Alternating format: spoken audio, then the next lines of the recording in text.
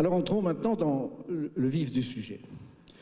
Le problème est que on n'ose pas trop parler de pauvreté culturelle. Et pourquoi? Je vous prends ici une citation de Danielle Salnave, donc écrivaine française. Ce qui sépare un homme cultivé d'un homme qui ne l'est pas, ce n'est pas seulement la possession d'un bien, c'est un chemin qui n'a pas été parcouru, un travail qui n'a pas été fait. Mieux, c'est un lien qui n'a pas été noué avec le monde, car la culture n'est pas seulement un trésor de connaissances et de jouissances. La culture est ouverture au monde, arrachement et construction de soi. Si donc la privation de culture sépare les hommes entre eux, si elle creuse entre eux un fossé, elle fait pire encore, elle les sépare d'eux-mêmes et du monde. Donc cette notion-là, elle a écrit ça dans le livre qui s'appelle Le don des morts, qui est un livre sur la littérature, et tout à fait, donc c'est les morts qui ont écrit les livres et qui nous font ce don, n'est-ce pas, ce trésor, est tout à fait essentiel pour comprendre que quand on parle de culture, on ne parle pas des racines. Vous savez, dans le débat anglo-saxon entre libertariens et communautariens, vous avez les gens du Nord-Canada, le mouvement sur le multiculturalisme avec Charles Taylor et d'autres, qui vont dire, mais oui, les libéraux ont considéré l'homme abstrait, les droits de l'homme abstrait. Chaque homme a ses racines, son milieu. Alors, les libertariens répondent, mais les hommes ne sont pas des plantes. Et en effet, on n'a pas simplement des racines. La métaphore du chemin va mieux, parce qu'on est bien sur un chemin et on vient de quelque part. Mais on peut changer de route. Et sur le chemin, on rencontre d'autres personnes, n'est-ce pas? On peut évoluer, et c'est ça qui compte. Voilà, alors je prends ici l'exemple évidemment de Baudelaire, pour dire, est-ce que c'est pas ça, finalement, la culture qui va nous intéresser? C'est une véritable recherche de correspondance. La nature est un temple de vivants piliers, laisse parfois sortir de confuses paroles. L'homme y passe à travers des forêts de symboles qu'il observe, etc. Ça veut dire quoi? Nous sommes cultivés si et seulement si nous vivons la correspondance avec les arbres, avec l'eau, avec l'air. Si nous vivons la correspondance d'homme à homme, si nous avons l'expérience que notre culture, c'est notre peau. Pourquoi? Parce que si quelqu'un vous touche, il vous touche en surface, superficiellement, et en même temps, il vous touche au cœur. Soit pour vous caresser, soit pour vous frapper. Et donc, les mots que j'emploie maintenant, c'est une pelote de mots que j'ai en moi, et dans chaque mot, il y a des mémoires, il y a des visages, il y a des expériences, et je suis obligé de travailler pour sortir de cette pelote le fil de ce qu'on appelle le fil du discours, parce que si je vous mettais toute la pelote, ce serait une bouillie épouvantable, et vous prenez ce fil et vous devez refaire votre pelote, parce que si je prends le mot liberté, chacun d'entre vous a une expérience différente de ce que c'est liberté, et la même chose pour tous les mots. Et donc, qu'est-ce que c'est que cette parole? Cette parole, elle est à la fois intime, elle est personnelle, et en même temps, on la met en public. Hein? Eh bien, est-ce que c'est pas ça, l'exercice culturel?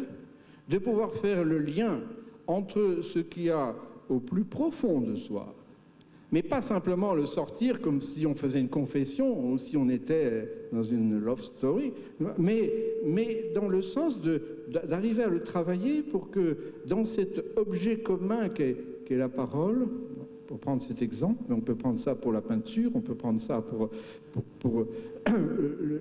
l'ensemble des gestes humains, pour les gestes de tendresse notamment, et bien que dans cette action-là, appelons ça action culturelle, on arrive à travailler ce qui est au cœur de soi pour en faire un objet partageable, donc un lieu de communication.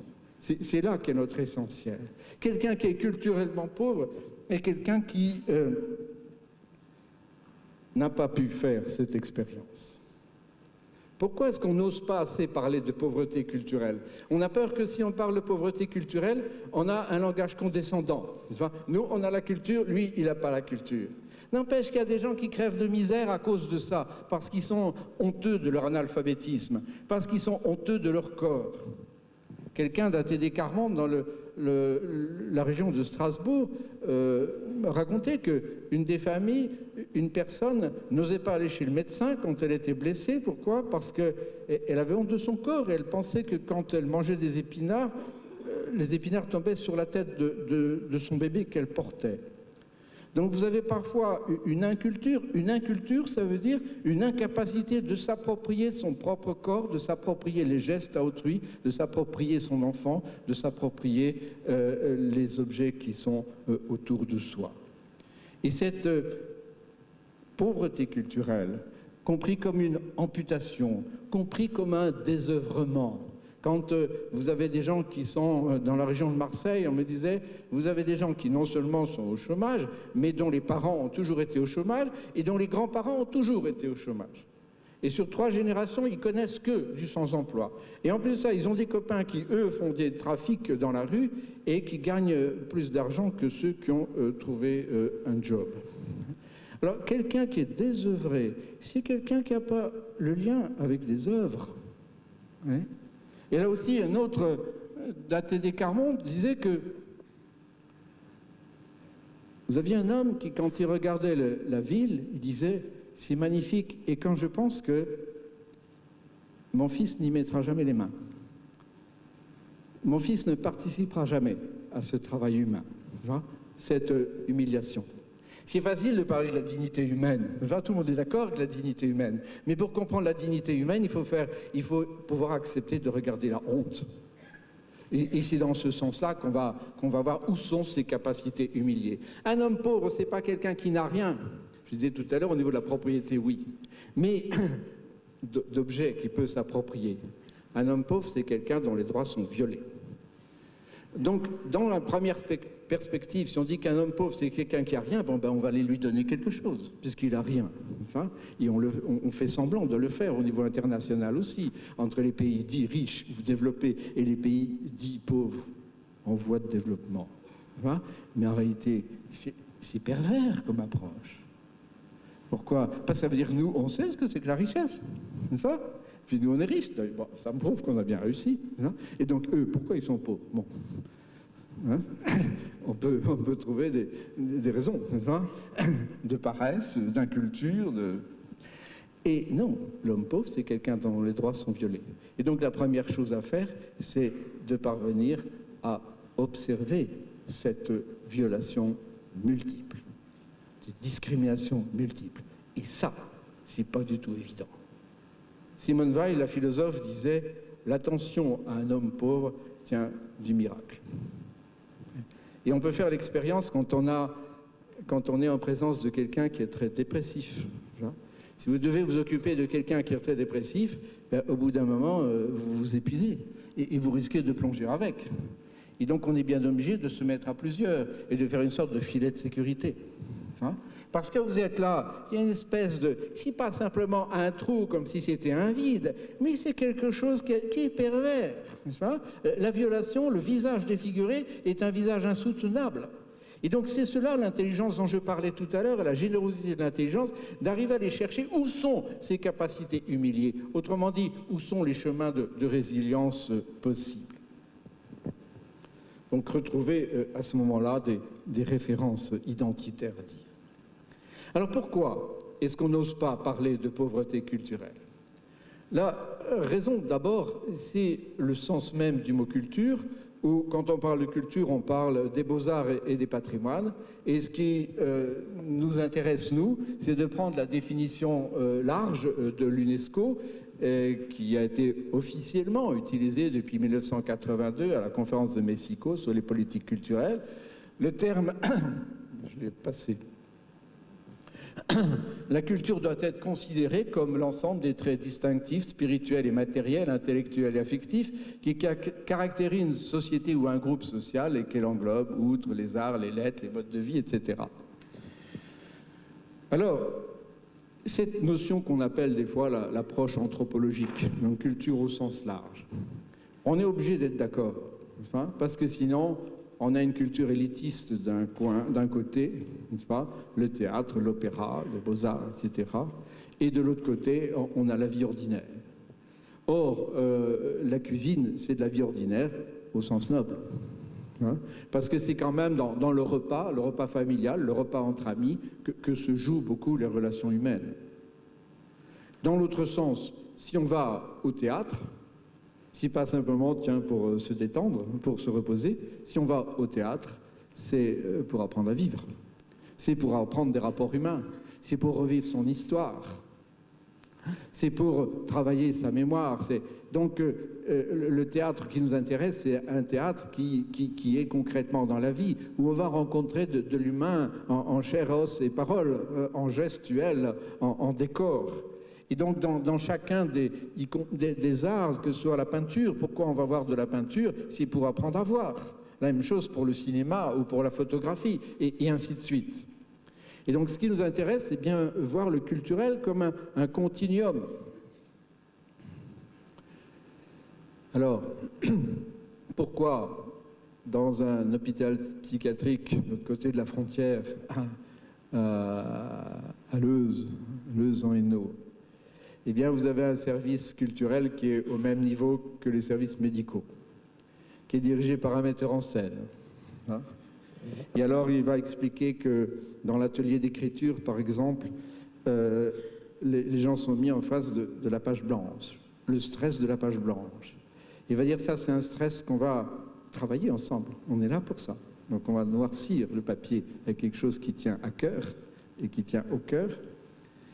Et donc, vous allez transférer votre stress pathologique dans un stress culturel qui lui est bénéfique, qui lui est positif.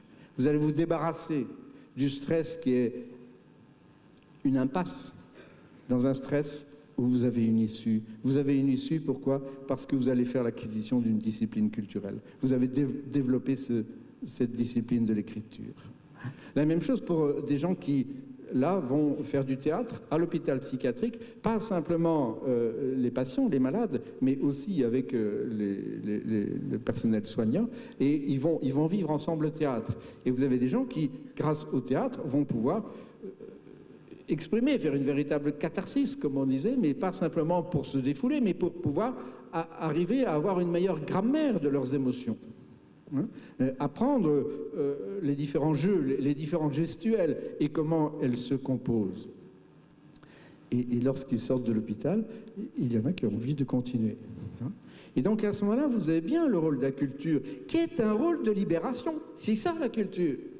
Libération de ses capacités, libération de ses espoirs. Pourquoi? Parce qu'on a pu faire l'expérience de l'admiration. Et c'est bien l'admiration qui nous élève. Et c'est ça qui compte, mais concrètement, comment?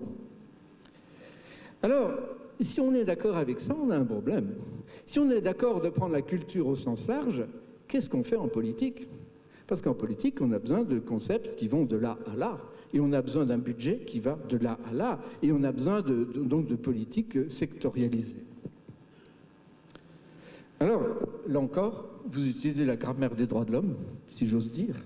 C'est-à-dire qu'on prend le concept au sens large, le terme culture recouvre les valeurs, les croyances, les convictions, les langues, les savoirs, etc., par lesquels une personne ou un groupe exprime son humanité et les significations qu'il donne à son existence et à son développement. Ça veut dire qu'on centre ça sur la personne humaine. Ça veut dire que les cultures, ça n'existe pas. Ce qui existe, c'est nos milieux culturels. Un milieu culturel, c'est quoi? C'est un milieu qui est bricolé. Voilà. Amartya Sen, l'économiste indien, prix Nobel, a écrit un certain nombre de conférences dans un livre qui s'appelle Identité et violence.